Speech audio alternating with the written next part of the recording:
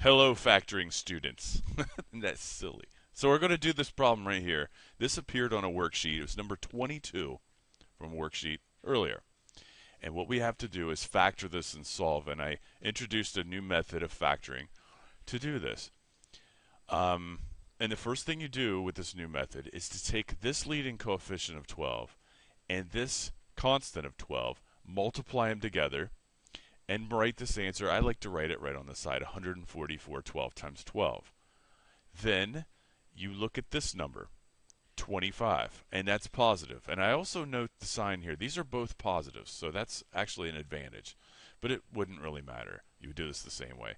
This is now also 25. So what I need to do is let's review. Remember, you get this 144 because you multiply this number and this number together. I need to now find two numbers that equal 144 when multiplied together and added together to equal 25. So what I usually do is start putting together all the numbers that equal 144, and we'll do this in purple. So we'll do 1 times 144, 2 times, let's see here, 72. To get my calculator to cheat on this a little bit. 72. 144, by the way, is divisible by almost everything. 3 times 48. 4 times 36. 6 times 24.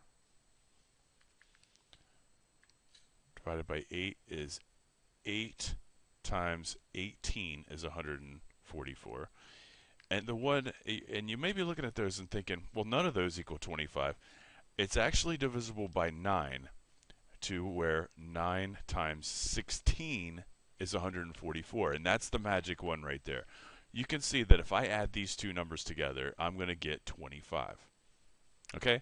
Because I know these have to be both positive because of these signs. So there's no shenanigans of one being positive, one being negative.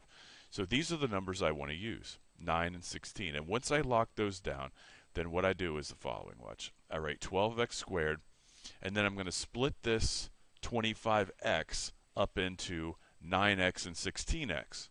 So that's the key to this. You write plus 9x plus 16x. That's 25x right there, plus 12 equals 0. So I split the 25 up into 9 and 16. And then all I do is two little factoring problems. Okay, I got 12x squared plus 9x. And I kind of like, don't ever do this, but it's kind of like separating it right there. Okay, so for this example, I'm going to leave that blue line there. Don't do that in reality, though. But when you factor this first part, I can actually pull out a 3x from these. So I pull out 3x. Let me just make that a little bit nicer. 3x. And then so 3x times what is 12x squared? That would be 4x. And 3x times what is 9x would be plus 3. And I'll close that off. So that's factoring out a 3x there. And over here, I have 16x plus 12. So what can I pull out of those? A 4, right. So I can pull a 4 out of that. And 4 times what is 16x? 4x. And 4 times what is 12? Plus 3. And do you now see what I was talking about earlier? 4x plus 3, 4x plus 3. This happens. This is going to happen when you factor it this way. To finally get the correct answer, you take the two parentheses, make it 1, because you're basically factoring those out of each one. And then you put what's left, look at it, 3x plus 4, and you put that in parentheses. So if you're like, what? How did you do that? Watch. I'll even highlight this. Here's this red 3x and this plus 4. That became this red 3x plus 4 right there. So for you visual people, that's where I got that.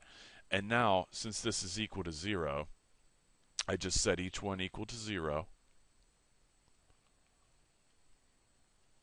and solve it. Okay, and I think you guys can do it from there, but I'll just do one here with you. So 4x negative 3. And you want to make sure you're getting your negative signs right, because you don't want to factor this right and goof this part up. So that would be negative 3/4. And this would be divided by 3. That's negative right there. So that's going to be negative 4/3. And there's another example of factoring a very, very difficult problem. If you were doing this without this technique, it could take you, many minutes, 20 minutes if you're unlucky. If you get lucky and you pick the right method, if you pick the 4 and the 3 and just kind of hope and pray, then you can probably, get lucky and get this done quickly. But this way is always faster once you learn the technique, and you'll get faster and faster at it. So, all right, I'll see you tomorrow.